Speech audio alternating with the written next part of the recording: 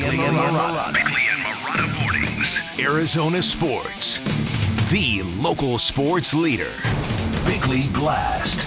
Some of the greatest stories come from the depths of despair. Some of the greatest endings come from the worst beginnings, like the Batman rising triumphantly from the pit of Lazarus in The Dark Knight Returns. So, can this possibly be the story of the Phoenix Suns? In front of them is a 12-game gauntlet against elite competition. It could be their moment of reckoning and annihilation, or it could give them the credibility and internal belief they so badly need. It's a great chance for KD to cement a positive legacy in Phoenix, including a Monday showdown against Giannis that will be must-see television. It's a great opportunity for Devin Booker to continue his surge, playing at the level that marked his ascendancy back in 2021, and it's a great time for this payroll whale of a team to reward their owner, Matt Ishbia, for his relentless belief and his relentless generosity. Now, some super rich owners stop spending because, well, they're super rich and they don't need the stress and the hassle that comes with failed attempts to win a championship. At some point, they realize, you know what? I'd rather use my money to buy another super yacht. And for the sake of this team and this sports town, it would be nice if Ishbia got a little validation by the end of the season. That word gauntlet is coming up again. Gauntlet. We talked about gauntlet last year. They got another gauntlet. You remember the video game Gauntlet? I don't. Oh, I used to love that game. Like 5 or 6 players could play at the same time in the arcade. Mm-hmm. It was kind of boring, but once you got that warrior need food. You remember that? Do you remember that game? No. It must be right in between our, right in your wheelhouse. In my wheelhouse. There's no doubt about it. Things get tougher starting tonight, and they will remain tough. Now, I was listening to Burns and Gambo, and they were talking about the schedule, and we kind of touched on this yesterday. On paper, this is very difficult for the Suns. I don't think the difficulty in reality matches what it will be on paper. Things are going to happen. You're getting a full complement of Cleveland Cavaliers tonight. Mm-hmm. That's not good news. But, you know, you're going to have teams resting players. Yeah, definitely. You're going to have teams with injured players. Mm-hmm. You're going to have teams maybe not motivated to do certain things, even though they're in the playoffs. They really only have one game left against a team that is not considered a good team, and that's San Antonio. Mm-hmm. But the Spurs have fight in them, too. I mean, everybody's throwing dirt on their coffin, but they come out and they compete. So it's going to be tough. Tonight, I'm very confident to put that in the incredibly tough category. Yeah. But I'm curious to see what follows. And if the Suns can make that statement tonight, what kind of fuel they get from it. Because I think they have a little bit from winning back-to-back games for the first time in a long time. I mean, Devin Booker's answer the other night when he was asked, I think it was Nick King that asked the question, does it feel like it's been that long? And Book's like, yeah, it felt that long. That's exactly how it feels. Devin Booker's been part of a lot of winning for the past 3 or 4 years as a Phoenix Sun. So I think they got a little extra in their step from winning those games, even against bad teams. Barry. Well, yeah, because I think what you have to do is you have to look at the nature of each of those games. And against Toronto, it was the blowout that you hoped and should have received. And that's a Toronto team, by the way, that gave the Warriors all they could handle last night. And then you beat the Bulls, and that's a team that just beat the Kings last night. Yeah, and if you're looking for baby steps, they hadn't won 2 games in a row since the end of January. Mm-hmm. And in that stretch, they played 2 bad teams in a row.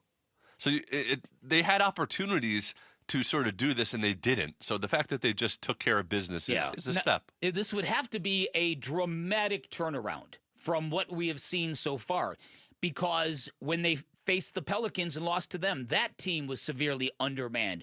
Brooklyn, when they lost to them, severely undermanned, right? And then they lost a game to the Hornets, which I'm sure is burned into all of our collective brains.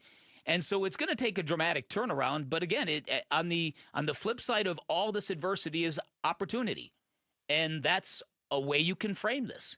If they've got the requisite talent that's been underperforming because of reasons A, B, C, and D, turnovers, lazy defense, lack of energy, and if you can check those boxes, that the reason why so many people develop such a disregard and an unhappiness about this team, it's the little things that you think should be no-brainers. The fight, the compete, the try hard, the physicality, the giving everything you have, uniting around a cause.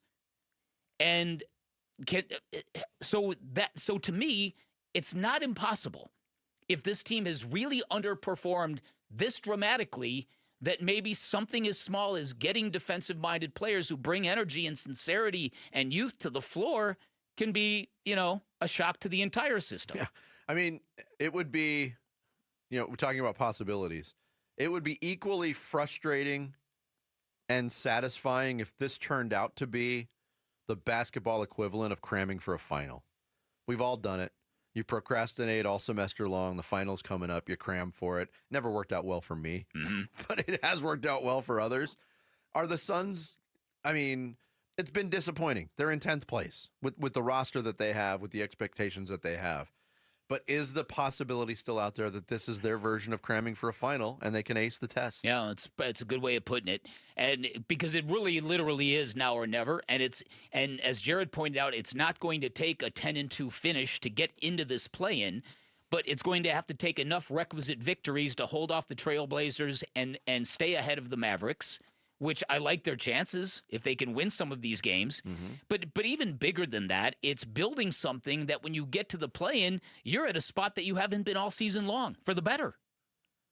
And is that possible? Look, there are stories in sports of teams that rally super late. I remember, I believe, one of Ben Roethlisberger's Steelers teams that won the Super Bowl. They were like 7-5 at one point in time. They were one loss away from elimination. They caught fire and ran the table.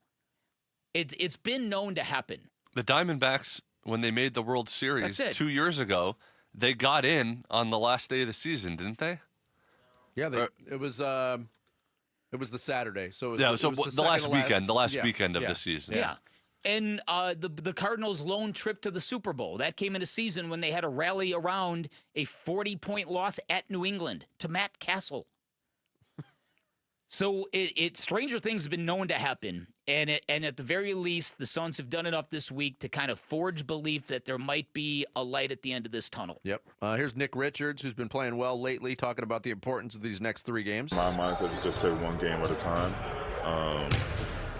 For us as an organization, we know that these next 3 games really mean something.